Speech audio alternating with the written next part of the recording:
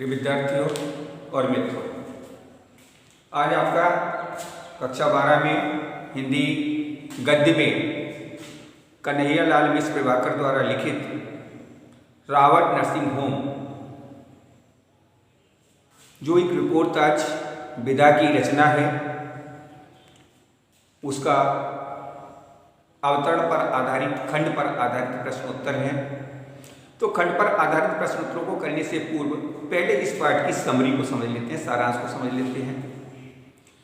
मिश्र जी इंदौर में एक जगह अतिथि बनकर गए थे। अनायास उस परिवार के जो मालिक थे उनका स्वास्थ्य बिगड़ गया और उन्हें इंदौर के एक नर्सिंग होम में भर्ती कराया गया। जो सुख का वातावरण था वह दुख में बदल गया जब वो उस रावट नर्सिंग होम में पहुंचे। तो वहाँ पर मिश्र जी ने 3 प्रमुख महिला पात्रों का वर्णन किया है। पहली आपकी जो महिला पात्र हैं वो सबसे बड़ी आयु की थी,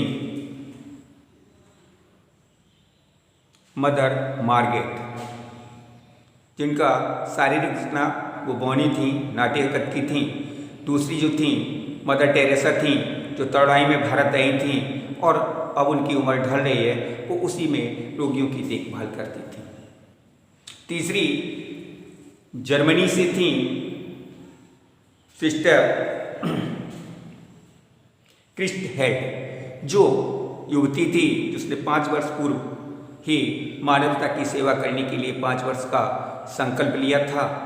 ईसाई धर्म में मानवता की उदार और निस्वार्थ सेवा भाव का बड़ा ही मार्मिक वर्णन इस पाठ में मिश्र जी द्वारा किया गया है।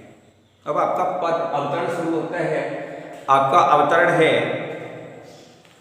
मैं आपको बोल दे रहा हूँ, आप अपने टिक कर लीजिएगा बुक में।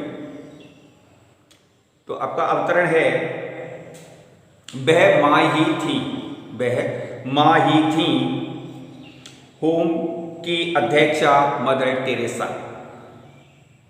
मातृभूमि जिनकी फ्रांस और कर्मभूमि जिनकी भारत था। उभरती तरुणाई की उम्र के इस ढलाव तक रोगियों की सेवा में लवलीन, यही काम, यही धाम, यही राग, यही चाव और बस यही।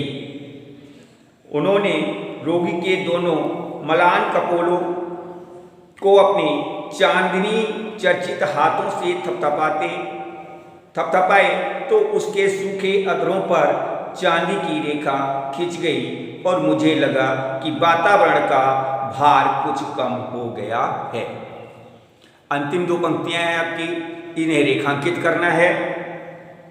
उन्होंने रोगी के दोनों मलान कपड़ों को अपने चांदी चर्चित हाथों से थपथपाए तो उसके मुख सूखे अधरों पर चांदी की एक रेखा खिंच गई और मुझे लगा कि वातावरण का भार कुछ कम हो गया है। इसे रेखांकित कर लीजिएगा। अब इससे संबंधित प्रथम प्रश्न है, आप जानते हैं प्रथम प्रश्न क्या होता है। पाठ का नाम लिखिए अथवा संदर्भ लिखिएगा। तो पाठ का नाम आपका उपयुक्त अवतरण के लेखक एवं पाठ का नाम लिखिए। तो लेखक कन्हैयालाल मिश्र प्रभाकर, पाठ का नाम रावट नर्सिंग होम। अथवा आपसे कहा जाए इस अवतरण का संदर्भ लिखिएगा, तो आप लिखेंगे ये अवतरण हमारी पाठ्यपुस्तक हिंदी गद्य के रावट नर्सिंग होम नामक पाठ से लिया गया है और इसके लेखक कन्हैयालाल मिश्र प्रभाकर जी हैं। दूसरा प्रश्न है, रेखांकित अंश की व्याख्या कीजिएगा। आपके पास रेखांकित कराया है मैंने। मदर टेरेसा भ्रमण करती हुई जब रोगी के समीप पहुंची तो उन्होंने उसके मुरझाए हुए गालों को अपनी चांदी जैसी अर्थात गोरी चांदी जैसी हथेलियों से सहलाया, जिससे रोगी के सूखे अधरों होठों पर चांदी जैसी मुस्कुराहट आ गई। वो मुस्कुराने लगा। उसे देख करके लेखक को लगा कि जो नीरस और उदासी का वातावरण था उसका वो थोड़ा कम हुआ है।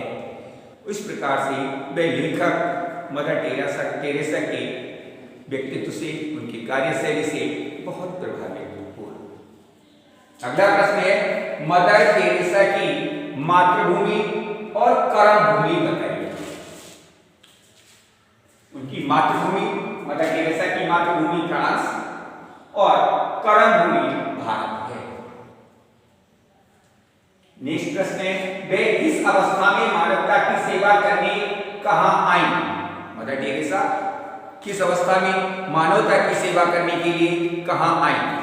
इसका उत्तर है मदर टेरेसा तरुणाई अर्थात यौवन में, जवानी के समय में ही मानवता की सेवा करने के लिए फ्रांस से भारत आई। पांचवा प्रश्न है, रॉबर्ट नर्सिंग होम की अध्यक्षा कौन थी?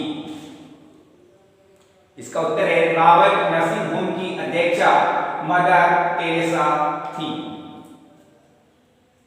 अगला प्रश्न है, रॉबर्ट नर्सिंग होम गद्य की किस विधा की रचना है? तो रॉबर्ट नर्सिंग होम गद्य की रिपोर्ताज विधा की रचना है। अभी विधाएं जो हैं, गद्य की विधाएं हैं, उनके बारे में एक पूरा क्वेश्चन आता है, वो विधाएं आपको बता दी जाएंगी। उदाहरणतः जैसे निबंध है, नाटक है, एकांकी है, रिपोर्ताज है, संस्मरण है, ये सब गद्य की विधाएं हैं। तो इनके जब क्वेश्चन आएगा, आपके जब इतिहास कराया जाएगा तो उस समय इन विधाओं के बारे में हम लोग चर्चा करेंगे। आज के लिए इतना ही है। कल इस पाठ से संबंधित दूसरे अवतरण के प्रश्नोत्तर आदि कराए जाएंगे। आपको किसी प्रकार की असुविधा हो, किसी को भी पढ़ते समय समझ में ना आने पर, हो सकता है कभी कभी आवाज़ तेज हो जाती है और कभी कभी बिल्कुल मंद हो जाती है, तो ऐसी स्थिति में आप अपने कमेंट के द्वारा हमें बता दें अथवा व्हाट्सएप पर पर्सनल पूछ लें। फ़ोन नंबर आपके पास सभी के है, उसके आधार पर आप व्यक्तिगत रूप से भी अपने प्रश्न को फ़ोन के द्वारा पूछ सकते हैं। जय हिंद, जय भारत। एक आग्रह है, जिन लोगों ने अभी तक चैनल को सब्सक्राइब नहीं किया है वो सब्सक्राइब कर लें और वीडियो को लाइक करें। जय हिंद, जय भारत।